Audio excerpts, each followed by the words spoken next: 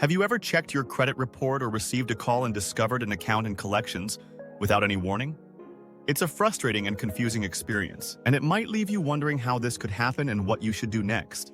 In this video, we'll break down why debts sometimes end up in collections without notice, how to handle the situation, and what your rights are. Stick around to learn how you can protect yourself and your finances. When a creditor decides to send a debt to collections, they don't always notify the person who owes the money.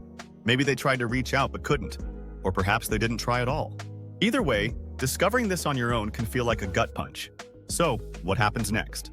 Once a debt is in collections, the debt collector takes over the responsibility of getting payment. Unfortunately, the rules about notification aren't as straightforward as you might hope. While creditors aren't always required to notify you before a collection agency is involved, collection agencies themselves must follow certain rules under a federal law called the Fair Debt Collection Practices Act, or FDCPA. Here's the good news. You have rights. Collectors must send you a written notice, called a validation notice, within 5 days of their first contact with you. This notice should include key details like the amount owed, the name of the original creditor, and your options if you believe the debt is inaccurate. But what if you didn't receive this notice? You might still have options. If a debt suddenly appears in collections and catches you off guard, you can request a debt validation letter to ensure the amount and origin of the debt are correct. This step can help you confirm whether you're actually responsible for the debt or if a mistake has been made.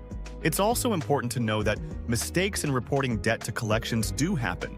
For example, a medical bill might go to collections while you're still waiting for insurance to process a claim. Or perhaps the account doesn't belong to you at all. It could be a mix-up or even a sign of identity theft. If you believe the debt is incorrect or doesn't belong to you, you can dispute it with both the collection agency and the credit bureaus.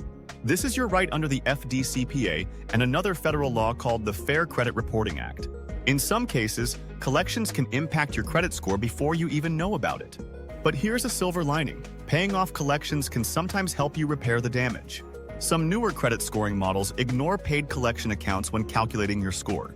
And you can always ask the collection agency if they'll agree to a pay-for-delete arrangement, where they remove the account from your credit report in exchange for payment. But remember, don't rush into a payment plan without first confirming the debt is legitimate and within the statute of limitations for your state. If the statute has expired, you may not be legally obligated to pay it, and making a payment could restart the clock. Dealing with collections can feel overwhelming, but knowledge is your best ally. By understanding your rights and taking action, you can regain control of your financial future. If you found this information helpful, give this video a like and subscribe to our channel for more tips on managing debt and improving your financial health. And remember, if you're feeling stuck, Upsolve has tools and resources to help you navigate your options. Check out the links in the description for more.